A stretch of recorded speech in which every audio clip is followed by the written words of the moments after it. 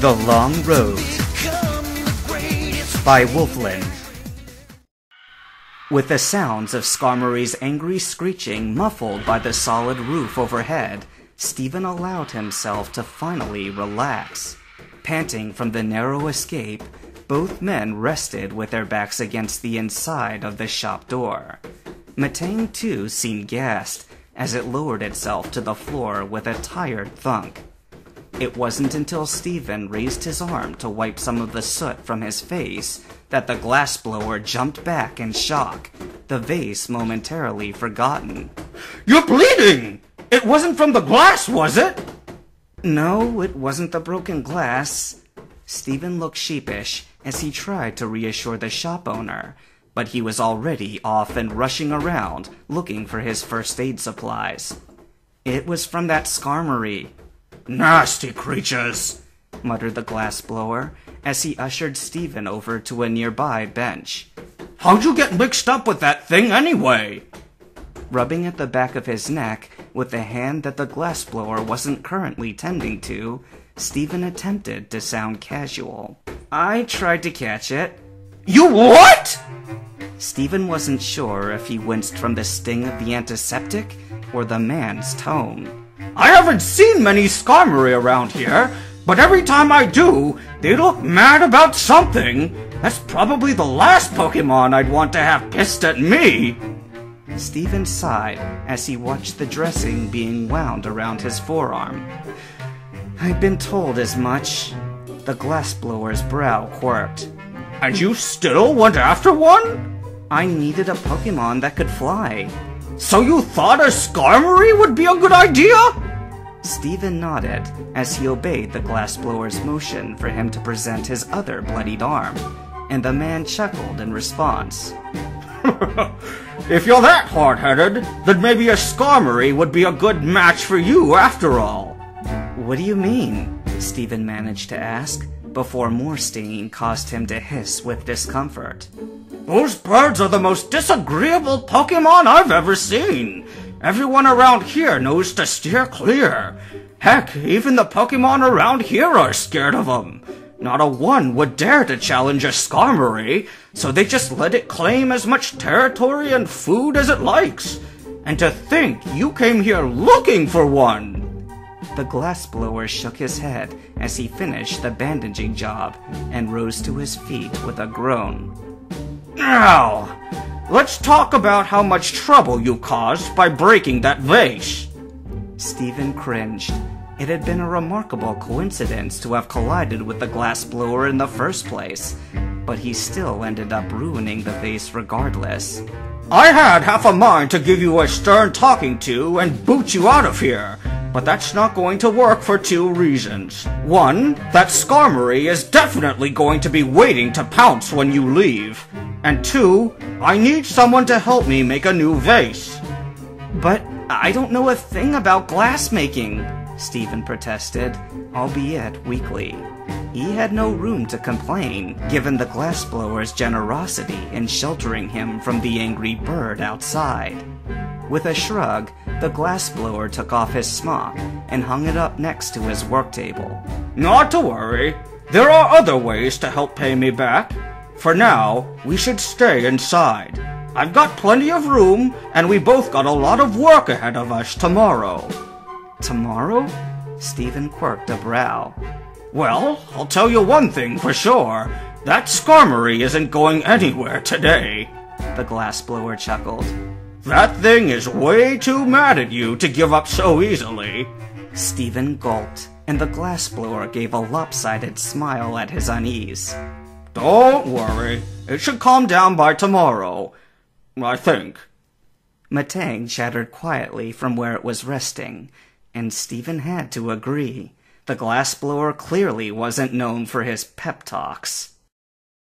The next morning, Stephen sighed as he looked down at the ridiculous outfit the glassblower had shoved on him.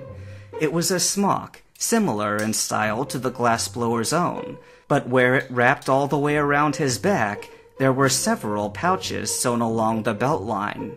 It fit snug where it cinched around his waist, and Steven fidgeted uncomfortably as the glassblower planted his hands on his hips and grinned. There! Now you look the part of a glassblower's apprentice! Steven stopped trying to adjust the awkward garment. Apprentice? The glassblower held up a finger knowingly. If you're going to hold your end of the deal and help me with getting this new vase done, that makes you my apprentice. But only until the vase is finished, right? Steven asked, with a slight hint of panic in his voice. The glassblower nodded. When the order is fulfilled, your apprenticeship will be complete. Steven tried to hide his sigh of relief, and when he snuck a glance at his partner, Matang seemed to share his sentiment. But his relief was short-lived, as a pair of hands landed on his shoulders and spun him towards the door of the workshop. Now, apprentice, get out there and collect some ash. Wait, what?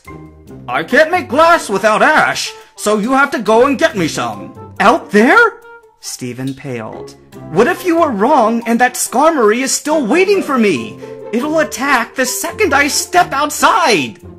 The glassblower frowned, but he didn't back down. I'm supposed to have the vase ready to deliver by tomorrow. There's no time to lose. I need that ash today. Suddenly, his expression brightened, and he dashed back into the depths of the shop without explanation. Steven and Matang exchanged a puzzled look, and their confusion remained as the glassblower returned, wielding a wooded tub and a length of rope. I saw the way your Pokemon protected us yesterday, said the glassblower excitedly, as he closed in on Matang, getting a nervous chatter from the Pokemon for his forwardness. So if it goes with you to ward off that Skarmory, it can help collect ash too! Steven was about to protest the idea when the glassblower stepped back.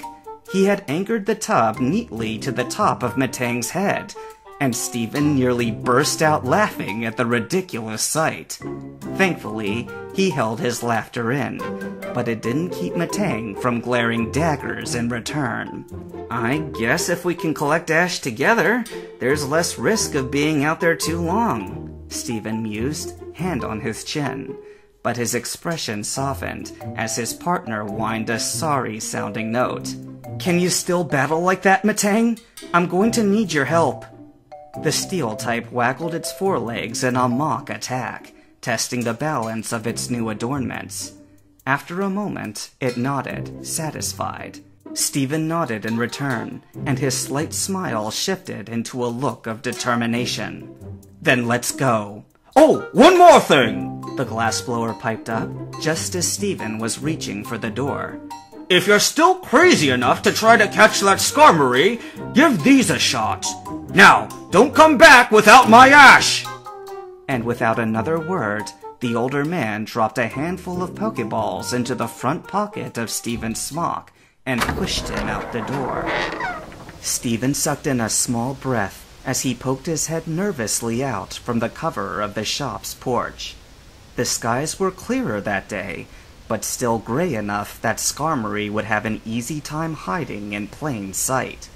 A quiet chatter from his side told him Matang was no less unnerved by their current assignment. The faster we get this over with, the faster we can get back inside, he muttered, although the thought did little to make him feel better. Matang chimed a question back, and Steven frowned, still not taking his eyes off the sky. No, I haven't come up with a better way to catch it. Let's worry about that after we wrap up this vase problem. Nodding, Matang cautiously drifted forward until its whole body was out in the open. Steven paused, waiting to see if any surprise attack came, and when the clearing remained quiet, he hastily stepped out to join his partner. The mood was tense as they collected ash in silence. Every snap of a twig or gust of wind carried the threat of an ambush. But just as the thought began to creep in that maybe they were in the clear, a distant cry sounded from overhead, sending chills down Steven's spine. Trainer and Pokemon shared a glance. Their time was up. Slowly, Stephen turned to assess just how far they were from the glassblower shop. It wasn't far, but it wasn't close either. He rested a hand on his partner's side. "Get ready." Stephen hunched low to the ground and scanned the skies for any sign of the steel bird. He let out a grumble of frustration when his reconnaissance came up empty. "We're just going to have to make a break for it and hope Skarmory is far enough away. Watch our back, and I'll keep watch ahead." Matang hummed in nervous agreement. It wasn't foolproof, but it would have to do. "Let's go," hissed Stephen, and the pair beat a hasty retreat back to the house. 40 yards. 30 yards. They were getting close. 20 yards. And the ground between them erupted in a cloud of soot as a brilliant steel bolt landed from out of the blue. Skarmory stood directly between stunned trainer and Pokemon, head craned high in victory. It leered down at the terrified human in its sights, and Stephen paled under its glare. "Matang!" His partner's angry cry caused Skarmory's head to whip around. As it took in the bristling Pokemon before it, Stephen seized his chance while Skarmory was distracted. He turned and ran for the house. "Keep it occupied!" He hated to abandon his partner after giving such a command, but there was no way he wanted another run-in with Skarmory's bladed wings. Stephen turned only briefly to see Matang's attack grabbing Skarmory's attention in the form of its neck. It would be able to hold out until he could recall it from the safety of the porch. He just had to get there before... Legs pumping, his heart leapt into his throat as a screech sounded from behind him. A second shriek followed, even closer than the first. How had Skarmory evaded Matang so quickly? If it was coming right for him, it was too fast for him to outrun. He'd never make it. Unless... With a dive, Stephen threw himself headfirst towards the porch, but he hadn't taken into account just how determined Skarmory was. As his hands found wood, he was rudely yanked backward by a strong grip. Skarmory had ducked beneath the awning and sunk its talons deep into the soot sack at the back of Stephen's smock. With one push of its razor-sharp wings, Skarmory shredded the edge of the porch supports and lifted itself back into the air, still tightly gripping its prize. Giving one last triumphant glare back at Matang, Skarmory cried out as it happily dragged the hapless trainer away by his backside. Stephen yelped as the ground fell away from beneath his body, and in a panicked struggle, he tried to release himself from the smock straps. He'd gladly lose his ash collection to the angry bird if it meant he could escape from its clutches. But as he spotted just how high he'd already been carried, he ceased trying to wiggle his way free, and instead clung tightly to the garment, lest he slip out and plummet to his death. He thought about calling for help, but Skarmory had carried him too high for even Matang to follow, and he watched helplessly as his partner shrunk to a small blue speck in the middle of Route 113, its cries fading in the rushing wind.